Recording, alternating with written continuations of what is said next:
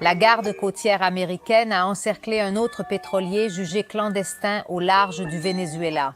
Le navire ne s'est pas arrêté après l'interpellation et la poursuite est en cours. Tout cela se passe en ce moment.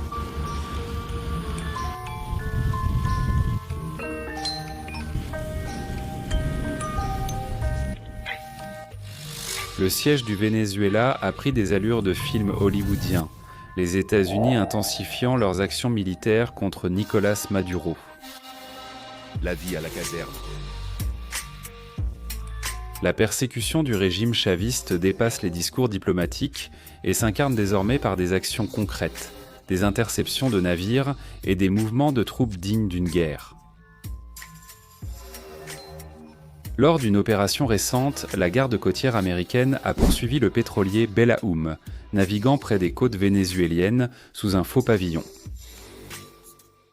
Le navire, censé recevoir du pétrole vénézuélien, est finalement devenu la troisième cible interceptée par le commandement Sud en quelques mois. Eh bien, cette poursuite continue et ce navire en particulier naviguait en direction du Venezuela pour charger du pétrole lorsqu'il a été abordé et encerclé par la garde côtière américaine.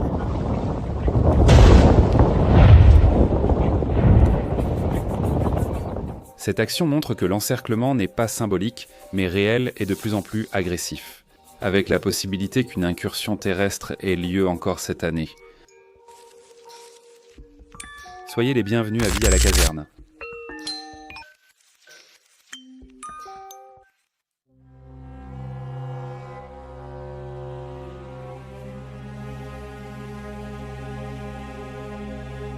Le porte-avions United States Ship Gerald Ford est devenu le centre des opérations du commandement Sud dans la région, abritant des avions d'attaque et de transport, en plus de servir de plateforme pour les Marine Raiders, la troupe d'élite des fusiliers marins.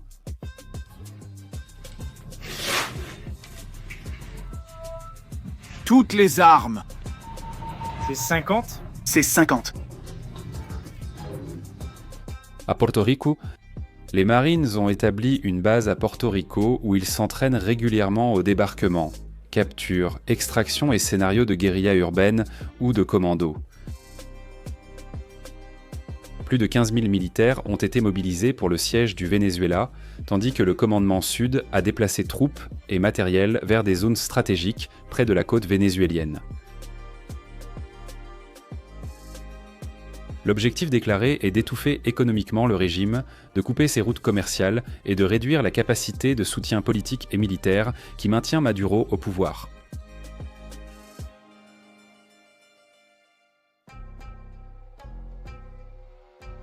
Des territoires alliés, tels que la Guyane et Trinité et Tobago, servent désormais de points de soutien logistique. La proximité géographique accentue la pression internationale et impose une surveillance continue sur le Venezuela, élargissant l'influence des opérations nord-américaines. La stratégie rappelle la traque de Saddam Hussein au Moyen-Orient.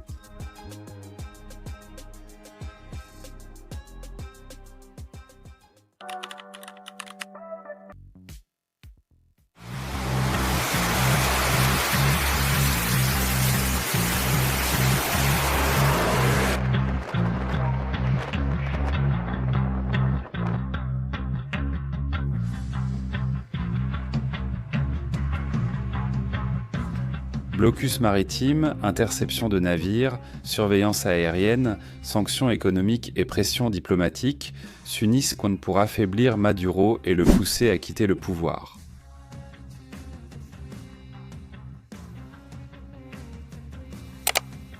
L'interception des pétroliers a provoqué une réaction immédiate des alliés internationaux du Venezuela. L'Iran a pris une position ferme, offrant un soutien total à Maduro et précisant clairement qu'il pourrait fournir des armes et du personnel si nécessaire.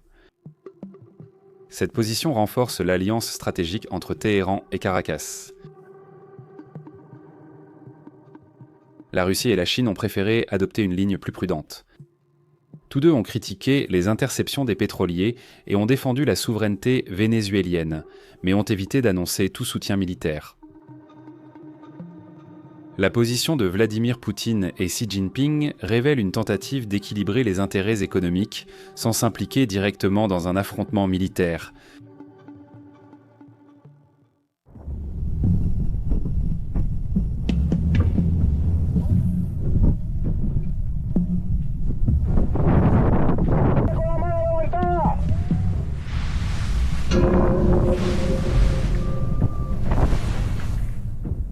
La garde côtière et les marines américains ont créé une ceinture maritime autour du Venezuela.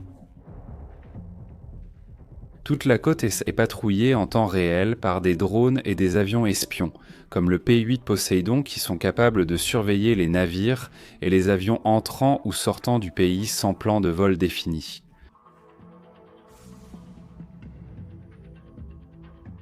Les chasseurs F-35 et F-16 Super Hornet renforcent le blocus en patrouillant de vastes zones, effectuant des frappes de précision et interceptant des aéronefs hostiles.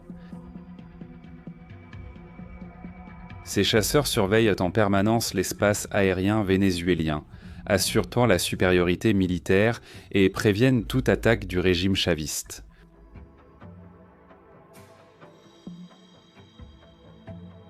Les drones de surveillance opèrent à haute altitude, presque invisibles au radar vénézuélien.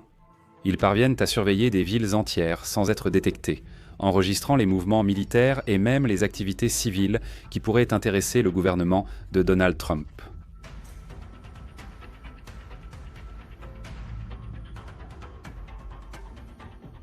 Les Marine Raiders, quant à eux, s'entraînent depuis des mois à des actions de commando à Porto Rico.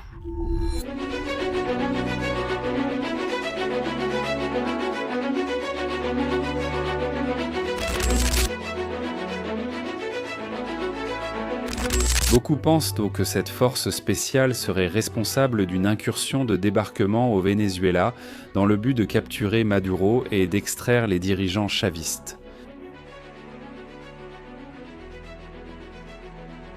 Ces entraînements incluent des simulations de combats urbains, des débarquements amphibies et des opérations nocturnes. Les marines disposent d'hélicoptères d'attaque, d'avions de transport et d'équipements de dernière génération, étant prêts à intervenir dans n'importe quel scénario.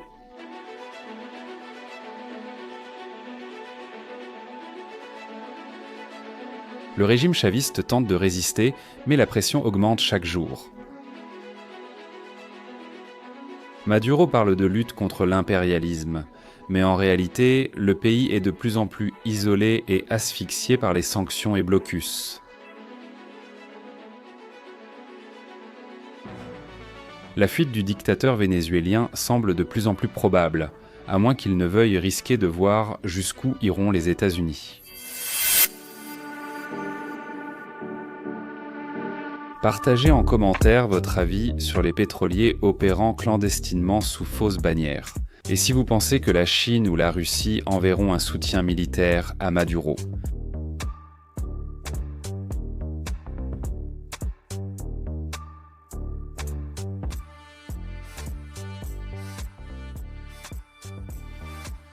Sur Vie à la caserne, suivez toute l'actualité du monde militaire. Mettez un like, abonnez-vous et regardez une vidéo à l'écran. En avant, combattants. À la prochaine.